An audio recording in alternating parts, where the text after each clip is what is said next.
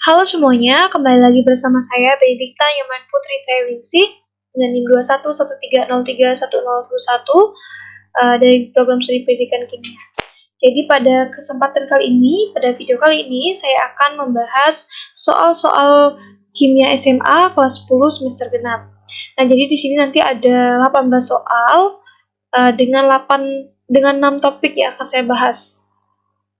Adapun topiknya yaitu hukum dasar kimia, stoikiometri, rumus empiris dan rumus molekul, ikatan kimia, ikatan hidrogen, dan yang terakhir larutan elektrolit dan non-elektrolit. Jadi setiap topik ini nanti ada 3 soal yang akan saya bahas, sehingga total soal yang akan saya bahas yaitu ada 18 soal. Jadi langsung saja yang pertama. Sebanyak 150 mili oksigen digunakan untuk membakar CXHY sehingga menghasilkan CO2 sebanyak 50 mili. Senyawa hidrokarbon tersebut adalah, nah jadi di sini kita diminta untuk menentukan rumus indeks dari CXHY. Kita diminta untuk mencari X dan Y-nya berapa. Jadi di sini terdapat reaksi pembakaran, di mana ini merupakan reaksi senyawa organik yang pastinya melibatkan oksigen. Jadi langkah pertama kita akan membuat reaksinya terlebih dahulu, yaitu CXHY ditambahkan dengan oksigen karena dia melibatkan oksigen, menghasilkan CO2 ditambah H2O. Nah, di sini yang diketahui adalah volume dari oksigen dan dari CO2. Jadi ini merupakan perbandingan volume yang termasuk ke dalam hukum Gay-Lussac. Jadi kita masukkan saja yang sudah diketahui, ada oksigen 150 mili dan CO2 50 mili. Selanjutnya kita sederhanakan, dibagi 50. Jadi di sini 3 dibandingkan dengan 1. Di sini berarti kita sudah menemukan C-nya berapa. C-nya adalah 1, X-nya. Nah, sesuai dengan perbandingan ini, kita akan buat reaksinya. Dimana CXHY ditambah, nah di sini sudah diketahui 3O2, kemudian untuk C-nya 1, kita tidak perlu tulis, CO2 ditambah H2O. Di sini kita sudah menemukan X-nya yaitu 1. Selanjutnya, dengan adanya reaksi ini, kita akan mencari jumlah mol dari perbandingan koefisien yang sudah diperoleh. Jadi di sini, kursornya oke. Ada CXHY ditambahkan dengan 3O2 ditambah CO2 ditambah. Nah, di sini kita cari jumlah molnya 3O2, jadi 2 dikali 3 yaitu 6. Nah, karena di sini O-nya ada 6, jadi di sini kita juga harus samakan, O-nya ada 6. Nah, di sini O-nya baru 2, jadi di sini yang kita tambahkan, yaitu koefisien yang di depan ini. Kita jadikan 4 karena ini sudah 2, ditambah 4 kan sama-sama 6. Nah, kemudian kita dapat menemukan hanya dari yang sudah kita tambahkan koefisiennya. Jadi 4 dikali 2 yaitu 8. 8 untuk H-nya yang termasuk ke dalam Y-nya. Jadi Y-nya kita sudah temukan 8, sehingga rumusnya yaitu CH8. Oke, soal selanjutnya. Jika ingin membuat padatan 36 gram FeO dengan perbandingan 7:2 dan terdapat sisa oksigen 6 gram, maka massa masing-masing besi dan oksigen yang direaksikan adalah, nah di sini kita diminta untuk mencari massa besi dan oksigen yang sudah direaksikan. Jadi melalui reaksi ini kita tulis dulu reaksinya apa saja. Jadi untuk membuat FeO ini berarti ada besi dan oksigen. Jadi Fe ditambah O2 menghasilkan FeO. Selanjutnya yang diketahui di sini perbandingannya, di mana Fe perbandingannya itu 7 dan O2 oksigen perbandingannya 2. Nah, kita mengetahui bahwa sebelum reaksi sama dengan sesudah reaksi. Jadi di sini 9 karena 7 tambah 2 yaitu 9. Selanjutnya, nah di sini juga diketahui terdapat sisa oksigen 6 gram. Nah, ini merupakan sisa oksigen. Nah, kita akan mencari massa masing-masing reaktan Fe dan O2.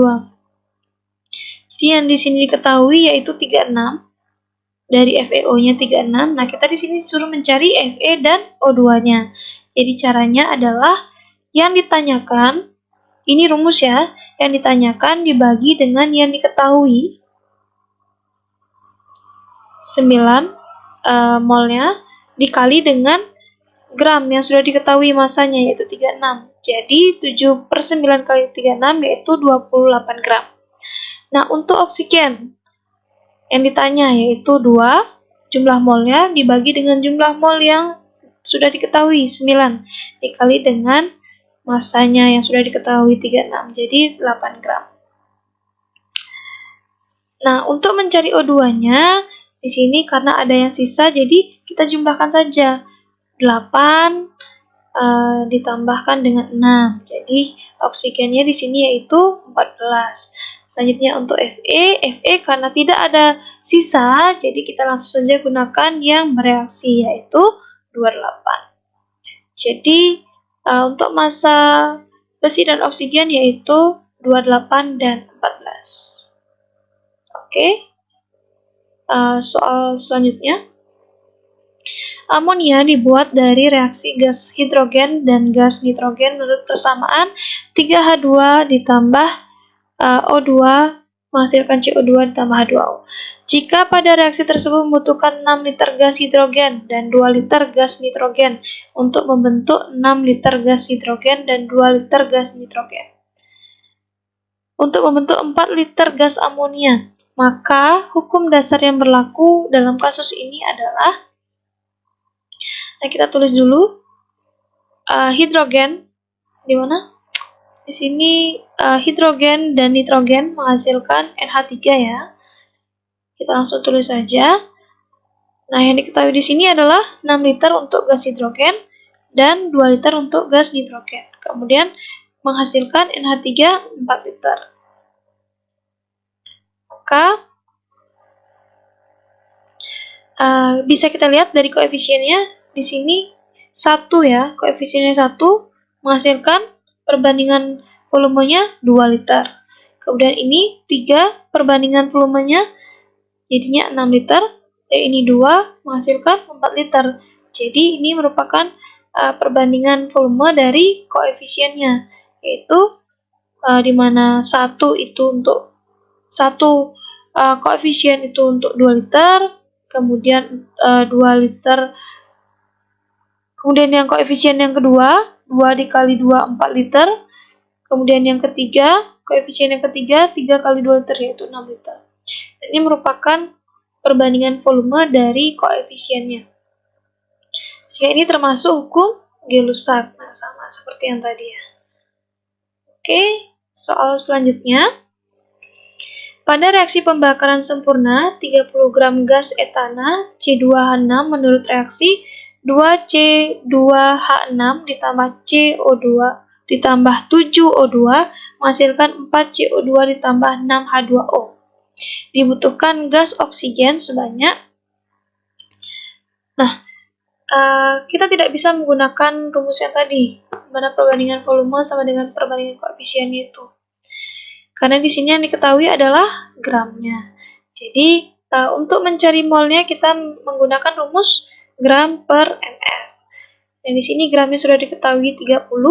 Dan di sini berarti yang dicari adalah mr-nya. Kita cari dari C2H6. Nah, diketahui di sini ARC-nya yaitu 12 dan AR dari H yaitu 1. Nah, kita buat di sini C2H6 yaitu 2 kali 12 ditambah 6 kali 1 yaitu 30. Langsung saja kita masukkan ke rumus di mana jumlahnya yaitu 30 gram dibagi dengan mr-nya 30 yaitu 1 mol. Nah, itu untuk C2H6-nya ya. Selanjutnya yang ditanya adalah oksigen.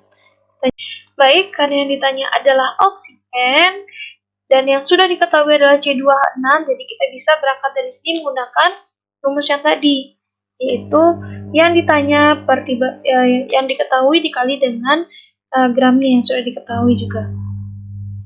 Jadi di sini yaitu yang ditanya adalah 7 dibanding dengan 2 dikali dengan 30. Jadi hasilnya yaitu 3,5 mol untuk O2-nya. Oke, soal selanjutnya. MSG monosodium glutamat, suatu penyedap rasa makanan menyebabkan Chinese restaurant syndrome yang ditandai dengan rasa sakit kepala dan nyeri dada. MSG memiliki komposisi 35,51% untuk C-nya, kemudian 4,77% untuk H-nya, 37,85% untuk O, 8,29% untuk N, dan 13,60% untuk Na. Dan di sini sudah tuliskan AR-nya, ARC, ARH, dan Na-nya. Nah, bagaimana rumus molekul jika massa molarnya 169 gram per mol? Oke, jadi di sini perbandingan mol tiap unsur itu sama dengan angka indeksnya. Nah, bagaimana maksudnya? Jadi mol C dibandingkan dengan mol H, dibandingkan dengan mol O, dibandingkan dengan mol N, dibandingkan dengan mol Na. Jadi kita di sini menggunakan rumus persen per AR-nya, karena itu yang diketahui ya. Jadi kita gunakan itu. Dimana yang pertama yaitu dari C, persennya adalah 35,51 per AR-nya berapa? AR-nya 12. Kemudian yang H 4,77 bandingkan dengan 1 karena AR-nya 1. Kemudian mol O di sini 37,85 per 16.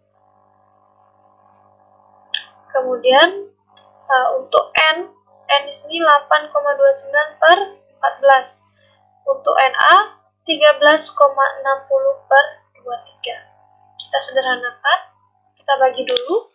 2,95 dibagi dengan 4,77 dibagi dengan 2,36 dibagi 0,59 dibagi 0,59. Nah, kemudian inilah yang akan kita sederhanakan menggunakan jumlah mol yang paling terkecil. Jadi kita bagi dengan 0,59. Jadi jika dibagi 0,59, perbandingannya itu 5, 8, 4, 1, dan 1. Sehingga melalui perbandingan mol yang sudah kita peroleh ini, kita bisa menemukan rumus molekulnya. Sehingga rumus molekulnya adalah C5, H8, O4, N, dan Na. Jadi rumus molekulnya adalah C5, H8, O4, N, Na. Baik, kita masuk pada soal selanjutnya, soal nomor 6, masih di stoikiometri. Asam cuka sering digunakan sebagai bahan tambahan bagi makanan seperti bakso. Pada botol asam cuka tertera kadar sebesar 25%. Hal ini berarti, jadi ini merupakan perbandingan massa asam cuka dalam larutan dan pelarutnya, yaitu perbandingannya 25% per 75%, yang artinya dalam botol asam cuka tersebut, kandungan asam cukanya sebesar 25% dan pelarutnya sebesar 70%. Baik, soal selanjutnya, kita masuk pada topik rumus empiris dan rumus molekul. Jadi rumus empiris suatu senyawa adalah C6H8N.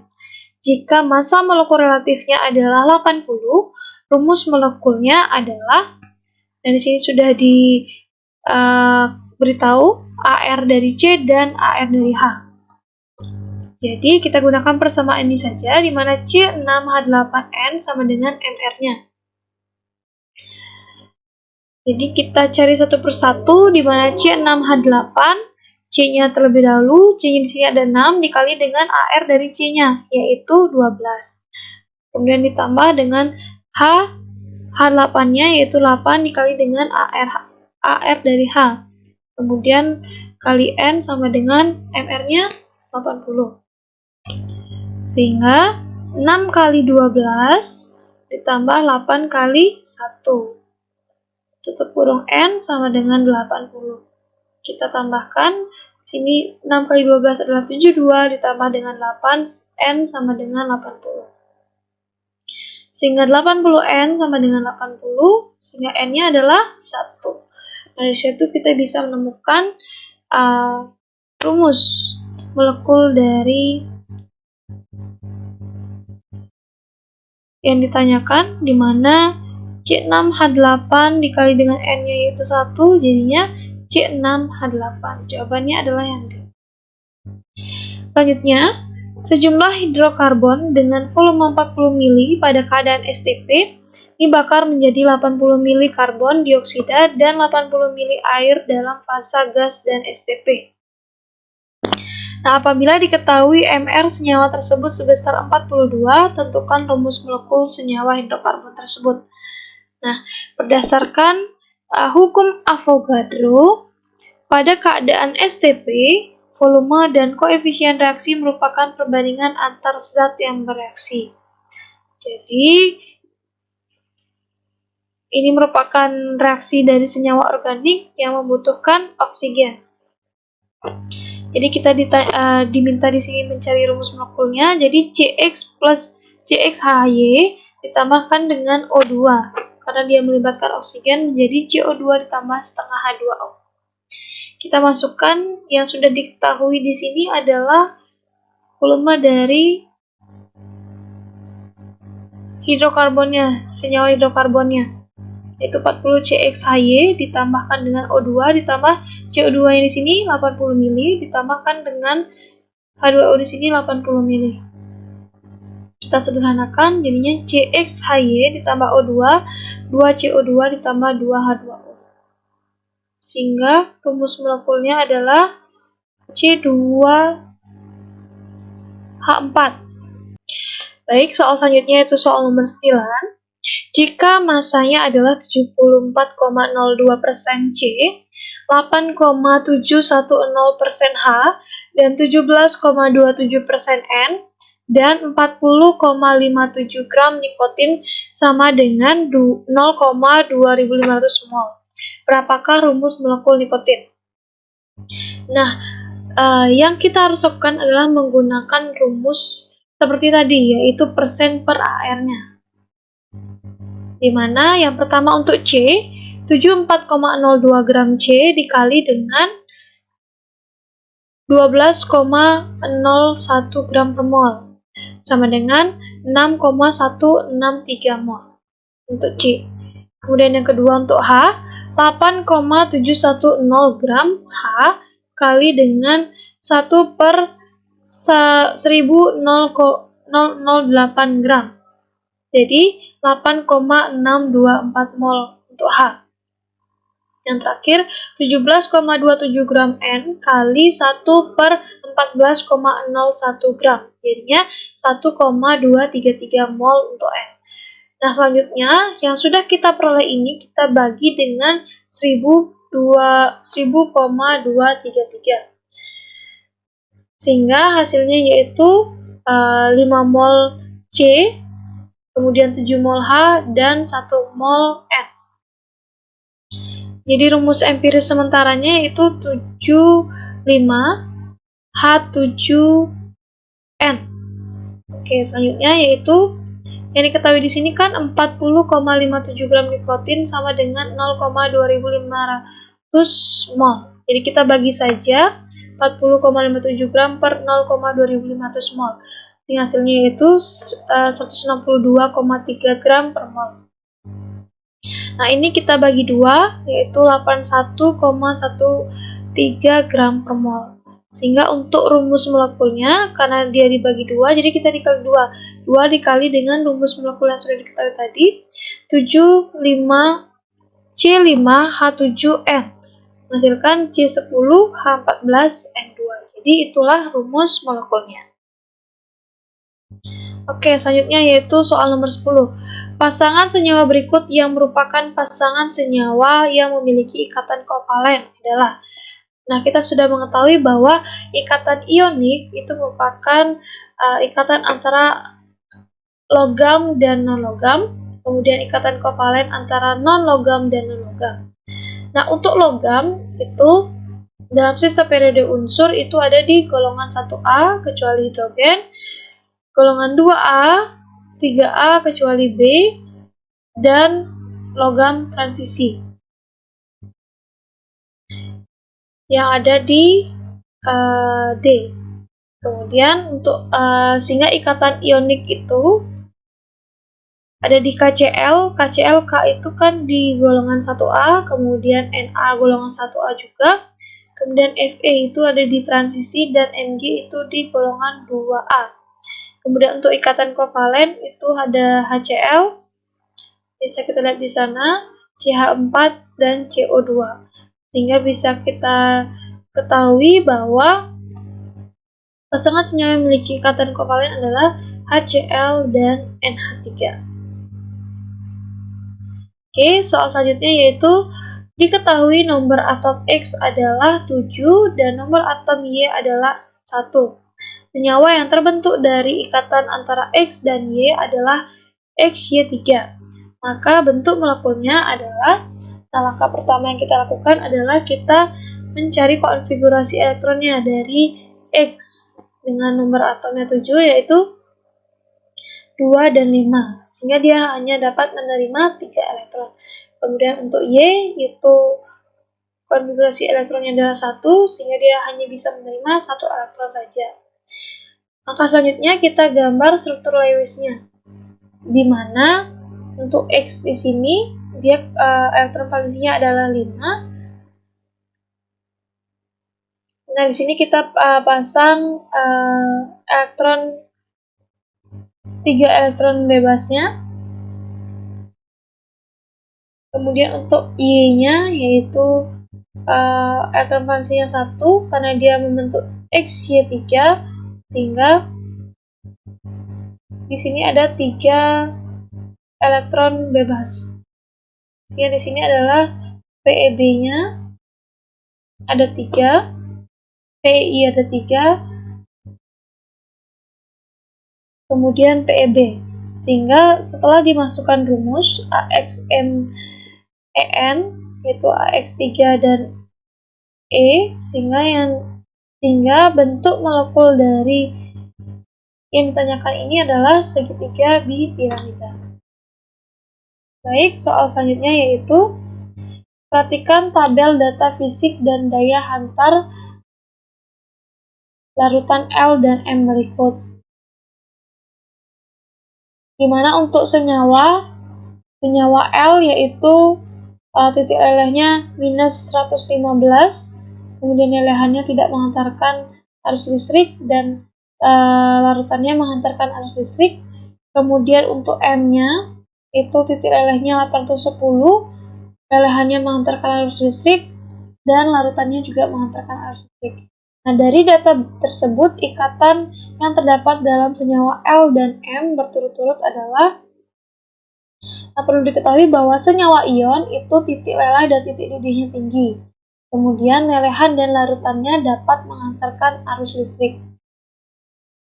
Kita cermati baik-baik. Kemudian yang kedua, untuk senyawa kovalen polar itu titik leleh dan titik didihnya lebih rendah, larutannya dapat mengantarkan arus listrik dan lelehannya tidak dapat mengantarkan arus listrik. Baik, kemudian yang terakhir adalah senyawa kovalen non-polar, di mana titik leleh dan titik didihnya rendah dan larutan dan lelehannya tidak dapat mengantarkan arus listrik. Sehingga melalui data tersebut, maka ikatan pada senyawa L dan M adalah kovalen polar dan ion. Baik, soal selanjutnya yaitu soal nomor 13. Tentukan senyawa di bawah ini yang molekul-molekulnya dapat membentuk ikatan hidrogen. Baik, jadi yang pertama yaitu CH3Cl3, di mana bisa sebelum kita mengetahui bahwa ikatan hidrogen itu terjadi antara atom-atom yang elektronegatif seperti F, O maupun N. Nah, bisa kita lihat yang pertama yaitu CH3Cl3, CHCl3, di mana ini tidak terdapat ikatan antara atom C dengan antara atom H dengan F, O maupun N, sehingga ini bukan merupakan ikatan hidrogen. Kemudian yang kedua CH3OH. Bisa kita perhatikan apakah ada ikatan antara H dengan F, O maupun N. Nah, di sini ada ya. Jadi ini merupakan ikatan hidrogen. Kemudian yang kedua yaitu CH3NH2. CH3NH2. Dan bisa kita lihat bahwa ada ikatan antara H dengan N. Sehingga ini merupakan ikatan hidrogen. Kemudian yang terakhir CH3OCH3. Bisa kita lihat apakah ini ada ikatan hidrogennya. C bukan, C juga, untuk H juga bukan. Sehingga jadi O-nya ini hanya berikatan dengan C saja. Sehingga ini bukan merupakan ikatan hidrogen. Sehingga jawaban yang benar yang merupakan ikatan hidrogen adalah yang kedua dan yang ketiga. Baik, bagaimana hubungan antara atom-atom yang elektronegatif dengan terbentuknya ikatan hidrogen? Nah, atom-atom yang memiliki keelektronegativitasan yang tinggi itu mengandung muatan parsial negatif yang berasal dari pasangan elektron bebas yang dimiliki. Sedangkan hidrogen itu mengandung muatan parsial positif. Nah, kita mengetahui bahwa antara muatan positif dengan muatan negatif itu pasti tarik-menarik. Sehingga untuk membentuk ikatan hidrogen dengan muatan parsial yang positif, maka ia perlu berikatan dengan atom-atom yang memiliki muatan yang negatif. Nah, itu merupakan yang memiliki keelektronegatifan yang besar. Sehingga ikatan hidrogen itu dapat terbentuk melalui atom-atom yang memiliki keelektronegatifan yang besar, seperti F, O maupun N.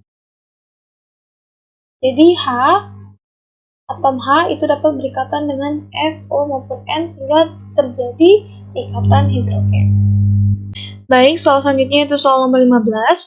Diketahui molekul HF, HCl, HBr, dan HI. Pernyataan yang benar mengenai titik didih keempat molekul tersebut adalah: yang pertama adalah titik didih HBr lebih besar daripada titik didih HF, karena MR HBr lebih besar dari MR HF. Nah, dari MR itu sudah benar, akan tetapi titik didih dari HF itu lebih besar daripada HBr, sehingga nomor option A itu salah. Kemudian yang kedua, urutan kenaikan titik didih adalah HF, HCl, HBr, HI sesuai dengan kenaikan MR-nya. Nah, di sini salah. Mengapa? Karena HF itu memiliki penyimpangan, di mana dia titik didihnya berbeda dalam satu golongan ini. Sehingga yang B itu salah. Kemudian yang ke C, titik didih HF paling tinggi di antara keempat molekul karena memiliki ikatan hidrogen. Nah, ini benar. Kemudian yang D, molekul yang mempunyai titik didih paling tinggi adalah HBr karena adanya ikatan hidrogen. Nah, ini salah karena HBr tidak memiliki ikatan hidrogen. Baik, selanjutnya yaitu titik didih keempat molekul tersebut relatif sama karena antar molekulnya terdapat gaya dipol-dipol. Nah, untuk gaya dipol-dipol ini benar karena semua molekul dari keempat ini merupakan polar, senyawa polar, akan tetapi titik didihnya ini tidak relatif sama. Karena seperti tadi, yaitu HF itu memiliki penyimpangan, karena ia mengandung ikatan hidrogen. Baik, selanjutnya yaitu dari larutan di bawah ini yang diharapkan dapat mengantarkan arus listrik yang baik adalah, dan bisa kita lihat yang pertama untuk larutan urea 1 molar itu merupakan larutan non-elektrolit. Kemudian yang kedua itu ada HCl. HCl itu merupakan larutan elektrolit kuat. Dan kemudian ada HCl 0,1 molar merupakan elektrolit kuat juga. Kemudian ada larutan asam cuka. Nah, ini merupakan larutan elektrolit lemah dan asam cuka 0,1 molar juga sama elektrolit lemah. Dari mana kita bisa mengetahui bahwa dia dapat mengantarkan arus listrik yang baik? Nah, syaratnya adalah yang pertama, yang merupakan larutan elektrolit kuat dan bisa kita lihat di konsentrasinya. Di mana konsentrasi yang lebih besar itu daya antar listriknya lebih baik. Sehingga jawaban yang benar adalah yang B. Oke, soal selanjutnya soal nomor 17. Perhatikan beberapa larutan berikut.